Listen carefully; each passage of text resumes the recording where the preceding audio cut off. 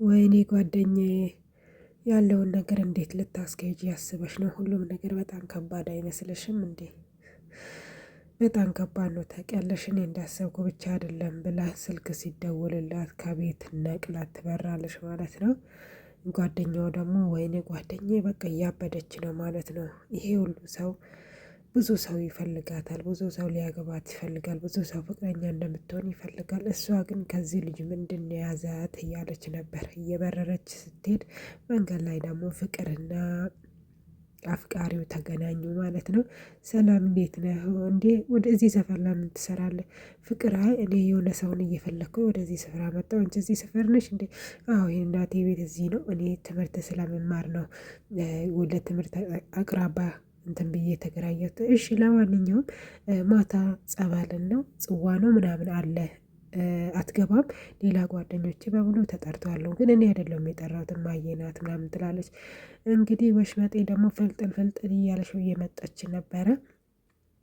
በቃ እሺ እመጣለሁ፣ በቃ ከሷ ጋር ሆነን እንመጣለን ምናምን ብሎ ተለያዩ። ፍቅር እንግዲህ በጣም ዝምተኛና ቆንጆ ጸይም ናትና ከዛ እየጠበቀ መጣች። መተን እንዴ አገኛት እንዴ እየሮጠች ነው የመጣችው። አገኛት አላገኘዋትም። አንድ ሰው እንደሚያስፈላልጋት ስልክ ቁጥርና ፎቶ ሰጥቼው ነበር፣ ግን እዚህ አካባቢ ላይ ነው የምትገኘው ተብያለሁ። ስለዚህ እዚህ አካባቢ ነው ማገኛት ይመስለኛል፣ ግን እስካሁን ድረስ ምንም አይነት ፍንጭ አላገኘውም ይላታል የድሮ ፍቅረኛውን። አይ እኔ ራሱ እያፈላለኩት ያለው ሰው እዚህ አካባቢ ነው ተብሏል። በቃ ስልክ ቁጥሩን ስጠኝ፣ አንተ የምታፋልገውን ሰው የሚያፋልግልህን ሰው ስልክ ቁጥር ስጠኝ ትለዋለች። ከዛ እሺ ይኸው ብሎ ስልክ ቁጥሩን ሰጠ። ከዛ በኋላ ከሱ ጋር ከተለያየች በኋላ አንተ የፈለግከውን ኃይል ገንዘብ ሰጣለሁ፣ ይህንን አፋልግልኝ ያለውን ሰው እንዳትናገር እንዳትነግረው ትላለች ማለት ነው። በመጨረሻም የድሮ ፍቅረኛ እየተፈለገች ያለችው ፍቅር ሆነ ተገኝታለች። ጉድ ነው ጉድ ነው ዘንድሮ። እውነትም ፍቅር ብሎ የሚጃጃሉት ጥንዶች ተብለዋሉ። በሌላ መንገድ ደግሞ ሁለቱም ጓደኛሞች እየተጣሉ ነው። ምንድን ነው አሁን ልትሄድ ነው አይደለ? ቀራክ አይደለ እየተባባሉ ነው። አዎ ቀረሁት። እሺ እኔ እኮ ስጦታ ገዝቼላታለሁ። ስጦታውን ለማን ልስጣት? ልደቷ ነው ደግሞ እንዴት ላድርግ? ምን አገባኝ እኔ እየተባባሉ ነው። በቃ ስጦታውን እሺ ለወንድም ልስጠው ምናምን እየተባለ በጣም እየተቃለዱ ነበር ማለት ነው። እንግዲህ ዞሮ ዞሮ አንድ ፍቅርን ብቻ አራት ሰው ሊያፈቅር ነው ማለት ነው። ወዴት ነው ነገሩ? ወዴት ነው እንዴ? ይሄ ራሱ እኮ በኢትዮጵያ ሕግ ያስጠይቃል። እንግዲህ ኢትዮጵያ ሕግ በብዙ ነገር ነው፣ በተለያዩ ነገሮች ሕግ ያስጠይቃል ነው የሚባለው። ይሄ ራሱ ሊያስጠይቅ አይችልም እንዴ? እና ለማንኛውም ወደ ርዕሱ ስንመለስ ፍቅርና ዳግም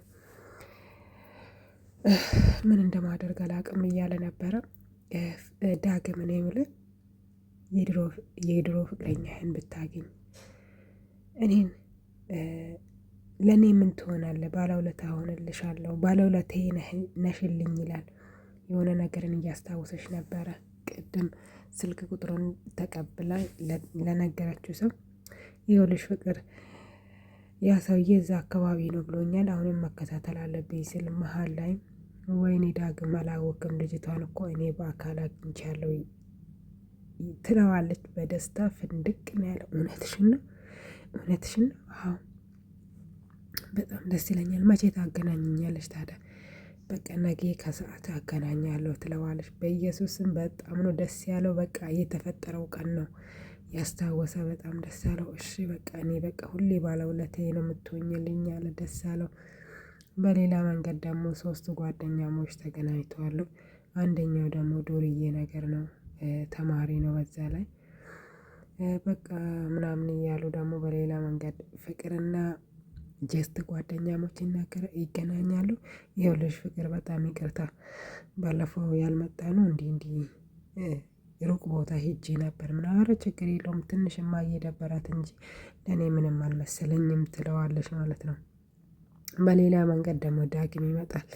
ይኸውልሽ ፍቅር በጣም ይቅርታ ትላንትና አብረን እንግባ ስላት እሷን በስትል ነው የሄድነው፣ ግን የሆነ ስጦታ ገዝቼልሻለሁ ምናምን ይላትና ከኪሱ ቀለበት አውጥቶ በስጦታ እንዲታሸገ አይደለም በምንም ያልተደረገ አይደለም ላጥ አድርጎ አወጣና ያሳያታል። አይ አልፈልግም አመሰግናለሁ እኔ ስጦታ እንትን የለብኝም ምናምን። እንደዚሁም ደግሞ አንተና እኔ የስጦታ የምንመላለስበት ደረጃ እንኳን አልደረስንም። ገና ገና አሁን ነው የተዋወቅነው። እሺ ለስጦታ ግን በጣም አመሰግናለሁ ምናምን ትለዋለች። እና ከዚህ በኋላ እንደዚህ ሁል ቀን ባታገኘኝ የተሻለ ይመስለኛል፣ ለእኔም እረፍቴ ነው ምናምን ትልና ተነስታ ትሄዳለች። ዳግም ትንሽ ድብር ብሎታል፣ አዘነ። ለምንድነው ስጦታዬን ያልተቀበለችው እያለች ነበር። በሌላ መንገድ ደግሞ የፍቅር አፍቃሪው ይመጣና ዳግም ወርቅ ገዛላት፣ ሀብል ገዛላት፣ አየክ ከኔ ውጪ ማንንም አትፈልግም ብሎ ያሾፍበታል። በእናትህ እኔን አታስጨንቀኝ ምናምን ብሎ ተነስቶ ይሄዳል። እንዲህ አፍቃሪው እንግዲህ እየዘለለ ነው፣ ደስ ብሎት ነበር። ግን በተቃራኒ ፍቅር ማናቸውንም አታፈቅርም። የድሮ ፍቅረኛዋን ብቻ ነው የምታስታውሰው። ማናቸውንም በዚህ ሰዓት ላይ የፍቅር ስሜት ምናምን የላትም። በሌላ መንገድ ደግሞ ወሽመጤና ዳግም ተገናኝተዋል ማለት ነው። እንግዲህ ወሽመጤ እንደ ፓስታ እየተበጣጠሰች ነበረ። በመጨረሻ በቃ አግኝቼልሃለሁ፣ እንግዲህ የድሮ ፍቅረኛን ሄጄ ያገኘዋት አወራዋት፣ ቀን ተያዘን ነገ ላገናኝክ ነው ምናምን ትለዋለች ማለት ነው። እሱም በቃ ደስ ይለዋል።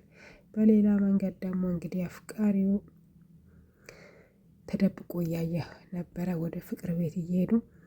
ፍቅር ደግሞ ከቤት እየወጣች ነበረ። ዳግም ደግሞ ወደ ታች እየወረደ ነበር። ፍቅርና ዳግም ተገናኙ ማለት ነው። እንዲህ ምንድነው ሊፈጠር የሚችለው ሲገናኙ?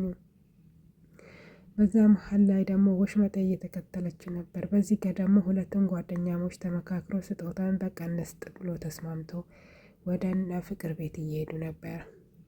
ሶስቱም ወደ አንድ አቅጣጫ እየሄዱ ነው። ፍቅር፣ ዳግም፣ ሁለቱም ጓደኛሞች፣ ወሽመጤ ወደ አንድ አቅጣጫ እየሄዱ ነው ማለት ነው። በመጨረሻ ምን ሊፈጠር እንደሚችል አስባችሁታል?